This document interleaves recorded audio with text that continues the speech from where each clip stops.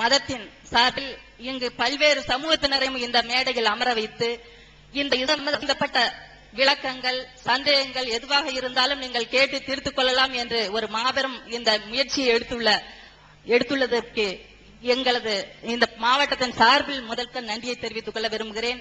ஏனென்றால் இன்று ஜாதி சமய வேறுபாடுகளை களைந்து ஒற்றுமையை ஏற்படுத்த வேண்டும் என்ற எண்ணத்தில் பல்வேறு இடங்களில் மத நல்லிணக்க கூட்டங்கள் எல்லாம் நடைபெறுகிறது. அதனையும் பீட் செய்யும் அளவிற்கு இந்த கூட்டம் சிறப்பாக அமைந்திருக்கிறது என்பதை நான் வலியுறுத்தி கூற விரும்புகிறேன். நான் பிறந்தது பாசிப்பட்டணம் என்ற முறையில் உங்களிடம் நான் கூறுகிறேன். அங்கு முஸ்லிம் சமுதாய மக்களிடம் நாங்கள் அண்ணன் தம்பிகளாக அக்கால் தங்கைகளாக பழகி வந்திருக்கிறோம். நாங்கள் முதலில் வழிபடும் தெய்வமும் சர்தார் நெய்னா முகமது ஒலிவுல்லாஹ் அவர்கள் தான். அதை கூறுவதில் நான் இந்த நிகழ்ச்சியில் பெருமைப்படுகிறேன். அந்த அளவிற்கு எனக்கு ஒரே ஒரு சந்தேகம் இருக்கிறது. ஆணும் பெண்ணும் சேர்ந்ததுதான் உலகம். அந்த பண்டை காலத்தில் பெண்கள் ஒரு போக பொருளாக ஒரு உடைமை பொருளாக பயன்படுத்தப்பட்டு அவர்களது உரிமைகளை மறுக்கப்பட்டு வந்திருக்கிறது. ஆனால் இந்த காலத்தில் ஆணுக்கு பெண் சரிநிகர் சமானம் என்று, ஏன் ஆணை விட பெண்கள் விளையாட்டுத் துறையிலும் விண்வெளியிலும் கல்வியிலும் பல்வேறு துறைகளிலும் சிறந்து விளங்கும் இந்த காலகட்டத்தில் நான் கேட்கும் ஒரு கேள்வியை தயவு செய்து நீங்கள் தவறாக எடுத்துக்கொள்ள வேண்டாம் என்று நினைக்கிறேன். நான் சிறு வயதிலிருந்தே பார்த்த அனுபவத்தில் கூறுகிறேன்.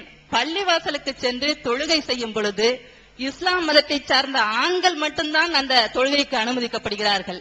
இன்று சட்டமன்றத்திலும் நாடாளுமன்றத்திலும் 33% வலியுறுத்தி பல்வேறு கட்சிகளும் குறிப்பாக அனைத்து இந்திய அண்ணா திராவிட முன்னேற்ற கழக பொதுச் செயலாளர் டாக்டர் புரட்சி தலைவர்கள் வலியுறுத்தி வரும் இந்த காலகட்டத்தில் பெண்களும் அந்த பள்ளிவாசலுக்கு சென்று தொழுகை அனுபவிப்பதற்கு ஏன் இதுவரை அந்த தாமதமாகிறது? இப்பொழுது கூட ஒரு 10 நாட்களுக்கு முன்பாக ஒரு தினசரி பத்திரிகையில் பார்த்தேன். ஒரு கல்லூரி பேராசிரியை இஸ்லாம் மதத்தை சார்ந்த ஒரு பெண் இஸ்லாம் பெண்களையும் அந்த தொழுகைக்கு அனுமதிக்க வேண்டும் என்று ஒரு பேட்டியில் கூறியிருக்கிறார்கள். அதில் இருக்கும் சங்கடங்கள் என்ன? நான் தெரிந்து கொள்வதற்காகத்தான் இதனை தங்களிடம் கோரிக்கையாக கேள்வியாக வைக்கிறேன் என்று கூறி இந்த வாய்ப்பிற்கு நன்றி கூறி விடைபெறுகிறேன். அதாவது நல்ல அழகான கேள்வி கேட்டிருக்கிறாங்க. ஒரு 2 விஷயத்தை சொல்ல வேண்டியிருக்கு. ஒன்னு, அவங்க பாசிப்பட்டினத்தை சேர்ந்தவர்கள். நாங்க எங்க ஊர் பக்கத்துல, பாசிப்பட்டினம்ங்கிறது எங்க ஊர் பக்கத்துல. நீங்க ஆரம்பத்தில் வரலன்னு நினைக்கிறேன். இஸ்லாத்துல சமாதியை வழிபடக்கூடாது. பாசிப்பட்டினத்தில் இந்த நைனா முகமதுங்கிற ஒரு மனிதர், அவரு நல்லவரா இறந்து போயிட்டாரு. அவரை கும்புறது இஸ்லாத்துக்கு விரோதமானது. விளங்காம எங்க ஆளுக்கு செய்யறாங்க. அதுக்காக அவங்களுக்கு சொல்லிக்கிறேன், வணங்குதா? முஸ்லீம்கள் விளங்காம ஒரு கடவுளை தான் வழிபடணும். அவர் ஒரு மனிதரை போய் என்ன செய்யறாங்க, கடவுள்னு கும்பிடுறாங்க. தப்பு, அது தப்புன்னு நம்ம அதுக்கு விளக்கம் சொல்லியிருக்கிறேன். நீங்க லேட்டா வந்திருக்கிறீங்க. சரி, அது ஒன்று இருக்கட்டும். அடுத்து இந்த பெண்கள் பள்ளிக்கு வர்ற சம்பந்தம் இருக்குதுல்ல, இஸ்லாத்தை பொறுத்த வரைக்கும் நபிகள் நாயகம் தான் அத்தாரிட்டி. இப்ப நான் சொல்றது இஸ்லாம் இல்ல, என்னைய மாதிரி இன்னொருத்தர் சொல்றது இஸ்லாம் அல்ல. நபிகள் நாயகம் காலத்துல பெண்கள் பள்ளிக்கு வந்தாங்க, அனுமதிக்கப்பட்டாங்க, தொழுதுட்டு போவாங்க. 5 நேர தொழுகைக்கும் பள்ளிவாசலுக்கு வந்தாங்க, வரணும். அதான் இஸ்லாமிய சட்டம்.